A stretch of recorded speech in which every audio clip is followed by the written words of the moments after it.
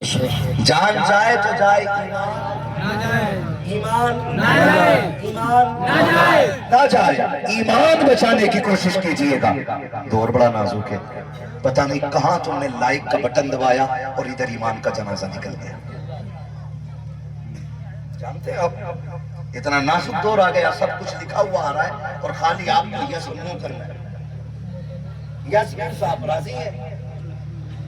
نو نہیں راضی ہے؟ پوری تحریر پڑھنے کے بعد آپ نے لائک کا بٹن دبا دیا، پھنس گئے۔ ایمان بچانا سب سے زیادہ ضروری ہے۔ ہاں ایسا لگتا ہے اسی دور کے لیے میرے نبی نے کہا تھا کہ ایمان بچانا ایسے ہو جائے گا جیسے ہتھیلی پہ آگ کا انگارہ رکھنا۔ ہاں داڑیاں ہوں گی ایمان نہیں ہوں گے، ٹوپیاں ہوں گی ایمان نہیں ہوں گے، گوشت کھانے والی قوم ہوگی ایمان نہیں ہوں گے۔ اتنا نازک دور آ گیا، خدا کے واسطے بہت سوچ سمجھ کے آپ لائک کا بٹن دبایا کریں۔ یہ بھی بڑا ضروری ہے، ایمان بچانا سب سے زیادہ ضروری ہے۔ اور یہ جو ہوا چلی ہے نا مبارکبادیاں دینے کی، تھوڑا سا لیمٹ میں آ جائیں، لیمٹ میں اور پہلے مسلمان بن جائیں، مسلمان بن جائیں۔ اپنوں کی قبروں پہ جا کے کہہ رہا ہے بڑی یاد آ رہی ہے عید کا دن تمہارا، آج تم ہوتے تو کتنا اچھا لگتا، سگا باپ گھر میں پڑا ہے اور اس سے عید ملنے کے لیے بیٹا تیار ہے۔ یہ تربیت ہے ہماری۔ آج جو گھر کے اندر ہے اس پہ غور نہیں، جو سوشل میڈیا پہ ہے اس پہ سب سے زیادہ غور ہے۔ شب قدر آئے، شب برات آئے، معافی نامے لکھ کے بھیج رہے ہیں، کوئی خطا ہو گئی ہو تو معاف کر دینا، میں نے تو دکھایا ہو تو معاف کر دینا۔ تیری تحریر وہ پڑھ رہا ہے جس نے کبھی تجھے دیکھا نہیں ہے، تیری تحریر وہ پڑھ رہا ہے جس نے کبھی تجھے جانا نہیں ہے، تیری تحریر کو اس نے دیکھا ہے جس نے کبھی تجھے نہیں دیکھا ہے۔ لیکن گھر میں پلنے والا خاندان جس میں بھائی بھی ہیں، بہنیں بھی ہیں، جس میں اپنے بھی ہیں، پرائے بھی ہیں، جس میں رشتہ دار بھی ہیں، احباب بھی ہیں، لیکن ان کے دروازے تک جاتے ہوئے ہمارے کلیجے منہ کو آ جایا کرتے ہیں۔ کیا فائدہ تمہاری کمنٹ پہ، تمہاری تحریر پہ اگر کسی نے لاکھوں لائک بھی دے دیے، اگر گھر کے اندر بیٹھا ہوا بھائی تجھ سے ناراض ہو کے دنیا سے چلا گیا، تیری غلطی نے اس کا دل توڑا کے ہزاروں لائک نہیں بچا پائیں گے، لاکھوں کمنٹ نہیں بچا پائیں گے۔ ضروری یہ ہے کہ معافی ان سے نہ مانگ جن کو تو نے دیکھا نہیں ہے، معافی ان سے مانگ جن کا تو نے دل دکھا رکھا۔ بے شک کیا کہنے، واہ سبحان اللہ، حق ہے حق ہے۔ یہ ضروری ہے۔ ابھی کچھ دن پہلے ایک صاحب نے ابا کی قبر لگائی فوٹو میں، عید کا دن آیا تھا، کہہ رہا ابا بڑے یاد آ رہے ہیں، ابا بڑے یاد آ رہے ہیں۔ اگر میرے باپ ہوتے آج ان کے جوتے اٹھا کے میں عید کی مبارکباد دیتا۔ میں کہتا ہوں کاش یہ جملہ جو تو نے مرنے کے بعد بولا ہے نا، اگر ان کی زندگی میں بول دیتا تو تجھے مرنے میں دیر لگتی، رب کو تیری قبر کو جنت بنانے میں دیر نہیں لگتی۔ ہمیں ان کی زندگی میں یہ باتیں بولنی تھی اور ہم مرنے کے بعد تمنائیں کر رہے ہیں کاش ایسا ہو جائے، کاش ایسا ہو جائے۔ اپنی زندوں کی قدر کرو، جو ہیں ان کی قدر کرو۔ دل کے پھپولے جل اٹھے سینے کے داغ سے، اس گھر کو آگ لگ گئی گھر کے چراغ سے۔ اپنے اپنوں کے دشمن ہو بیٹھے، اپنوں نے اپنوں کے گلے کاٹ دیے، اپنے اپنوں کے خلاف مقدمے کر رہے ہیں، اپنے اپنوں کو انجرڈ کر کے ہاسپٹل پہنچا رہے ہیں، اپنے ہی اپنوں کو جیل کرانے پہ لگے ہوئے ہیں۔ اپنے دشمن ہم ہی کافی ہیں، غیروں کی کیا ضرورت تھی؟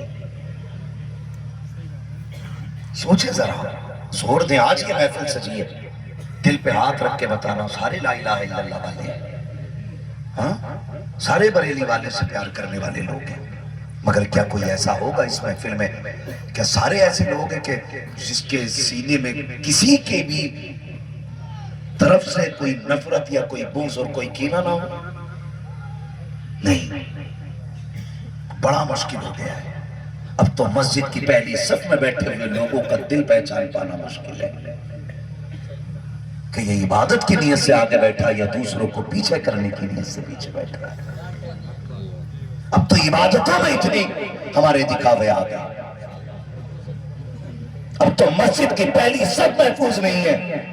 یہاں سے جا کے آپ کہو گے مزہ آیا عثمان بھائی پہ، مزہ آیا فیضان بھائی پہ، مزہ آیا اسد بھائی پہ، کیا خاک مزہ آیا؟ اگر دل نہ بدلے تو کچھ نہ بدلا، اگر دل نہ بدل سکے تو کچھ نہ بدلا۔ آج نا سیاست کی آڑ میں آ کر کے ہم ایمان بیچ دیتے، لوگ ٹکے ٹکوں پہ بک جاتے۔ ایمان اتنا سستا نہیں ہے، ایمان کتنا مہنگا ہے، پوچھ نبی کے بلال سے۔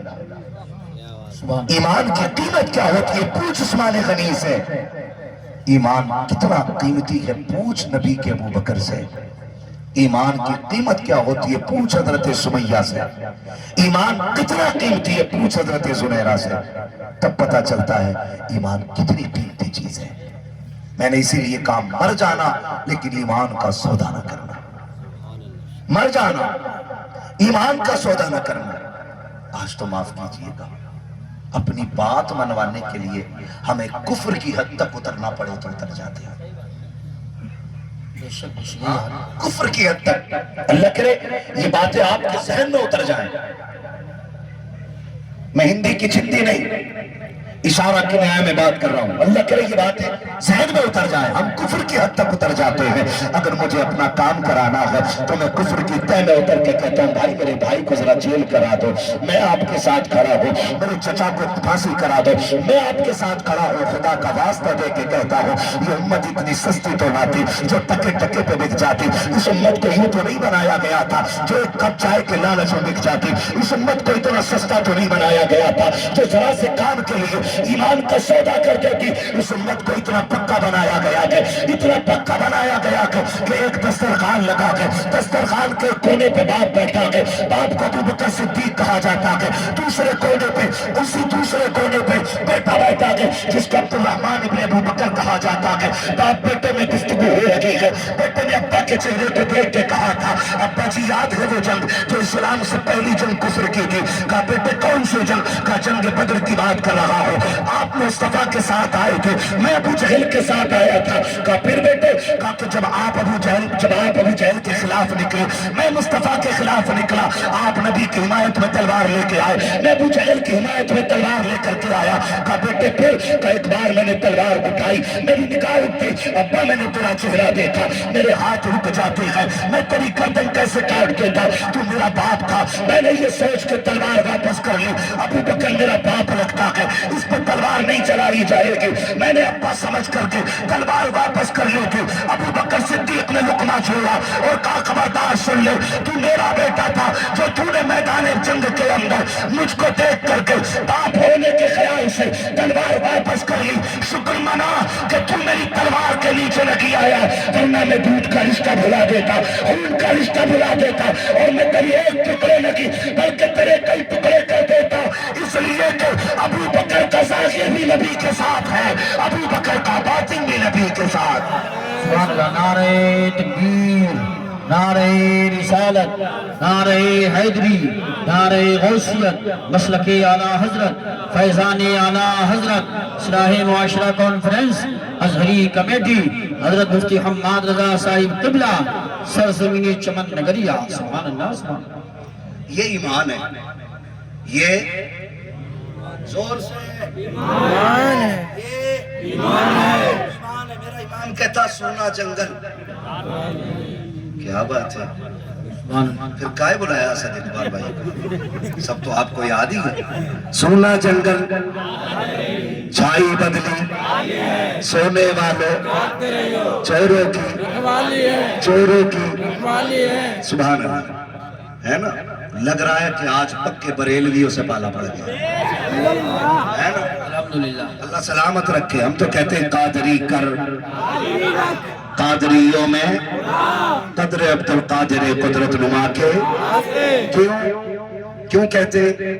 اس کا راز بھی میرے مرشد تاج الشریعہ نے کھولا، اور انہوں نے کہا زندگی یہ نہیں ہے کسی کے لیے، زندگی ہے نبی کی، زندگی ہے نبی کی، نہ سمجھ مرتے ہیں زندگی کے لیے، جینا مرنا ہے نبی کے لیے، جینا مرنا ہے سب کچھ نبی کے لیے، جینا مرنا ہے سب کچھ نبی کے لیے، مسلک اعلیٰ حضرت پہ قائم رہو، زندگی دی گئی ہے اسی کے لیے، کے لیے، اور جو بات میں کہنا چاہ رہا تھا وہ آ گئی۔ اختر قادری खुले में चल दिया ملاؤ وہاں سے قادری کر ہاں قادری رکھ قادریوں میں اٹھا ادھر ملاؤ اختر قادری خلد میں चल दिया خلد ماں ہے ہر ایک कादरी के लिए خلد ماں ہے ہر ایک कादरी के लिए قادری کے لیے اللہ سلامت رکھے او بھائی سونا جنگل رات اندھیری چھائی بدلی کالی ہے سونے والوں جاگتے رہیو ये रखवाली है مگر اگلی بات جو میری امام نے کہی نا وہ تو نہایت سستا سودا بیچ رہے ہیں جنت کا ہم مفلس کا مول چکائیں اپنا ہاتھ ہی خالی ہم مفلس کا مول چکائیں اپنا ہاتھ ہی खाली है خالی ہے ایمان ایسا ہونا چاہیے جیسے ابو بکر صدیق کا ہے نا ایمان ایسا ہونا چاہیے جیسا زور سے حضرت ابو بکر صدیق کا ٹینشن ہو رہی ہے کہ کسی کو ابو بکر سے ٹینشن ہو رہی ہے کیا نہیں نہیں نا